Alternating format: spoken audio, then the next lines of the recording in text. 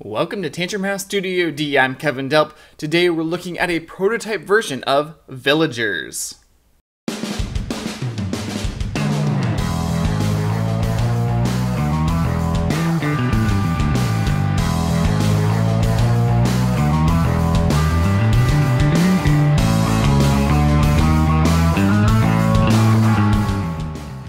Villagers by Sinister Fish Games is a 1 to 5 player card drafting set collection game that plays in about 30 to 60 minutes depending on player count. You are a founder of a village and you're trying to become the most prosperous. This game is already on Kickstarter and the campaign ends June 13th.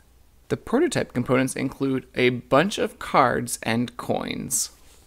At the beginning of the game, you'll set out the 6 starting road villagers. They have the road sign at the bottom of the card. And then above them, you'll create 6 stacks of cards. The number of cards in each stack is twice the number of players. So for example, 6 cards for a 3-player game.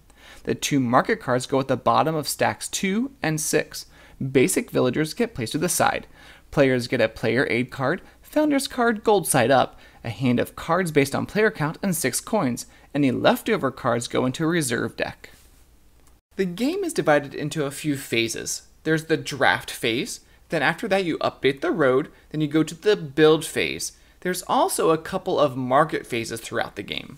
Let's talk about the cards. On the cards you'll see the suit symbol like wood, a stacking clue that shows how many villagers can be placed on top. There's the production chain. In order to place a cartwright, I would need a lumberjack first, then a wheeler, and then I could place this cartwright. The gold tells you how much gold, which is victory points, you get during the market phases. The keyring tells you how many other villagers this one unlocks. This is how the padlock mechanic works. If I have the cartwright and I play the peddler, then I place 2 coins from the bank on the cartwright. If someone else has the cartwright and I play the peddler, then I place 2 of my coins on their cartwright. But if the cartwright isn't out, then I pay the bank 2 coins. This is important because during the market phase, not only do I get coins from the bank for the printed value on the card, but also as much as the coins that are placed on them. So if I have 2 coins on the cartwright, I would get 11 coins from the bank during the market phase, 9 plus 2. Cards could also have the food symbol. Each one of those lets you draft 1 more card during the draft phase. There's the builder symbol. It allows you to place an extra villager during the build phase. You can never draft or build more than 5, even if you have more food or buildings. During the draft phase, you'll be drafting cards either from the face-up villagers or from the face-down villagers. This can be helpful if you're looking for a certain kind of villager. Then you update the road, discard all cards with coins on them, then deal new cards from the reserve and place a coin on each of them. And then you move to the build phase. In turn order, you do all of your build actions at once. Place all the villagers you intend to use on your village card. This helps the other players keep track of what's going on. You can place 2 villagers plus 1 for each extra builder icon in your village. You can also get basic villagers during the build phase. You discard a card into one of the face down stacks and then place one of these villagers in your village. This does not count toward your build limit.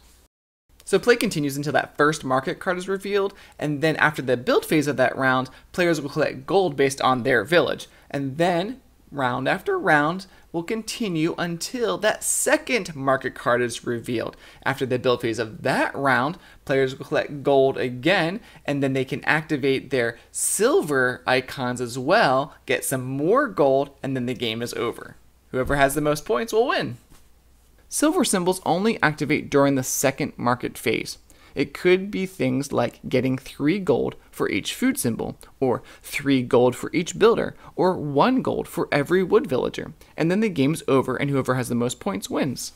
So I was able to play this at different player counts. I think I like it at the higher player counts, just so much more going on.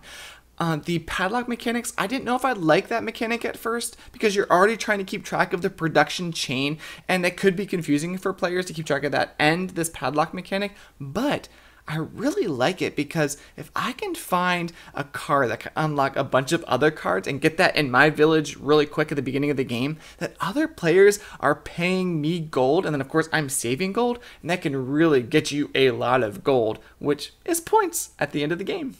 I wanted to take a minute and look at some of the art on the cards. I think it's nice that the illustrations match the title, Spelunker, log rafters on the logs, Grazier, Beekeeper. I think it fits the village theme. I like that the backs of the cards are easy to understand as well. If I'm looking for a certain card in my production chain, it's easy to say, well, this has to be with the hay, the wood, the ore. I also like for the higher player count, 4+, there is a couple more types of villagers that you throw in. These are leather villagers, tanner and saddler and cobbler. And then there's some wool villagers, shepherd and weaver and spinner and tailor. I want to take a minute and talk about these special cards in the game. These can really help your gameplay. Example is the monk, especially if you're looking for a card in your production chain and can't find it. The monk can replace that card as long as it's not the last one in the chain. The apprentice can replace a non-top villager card.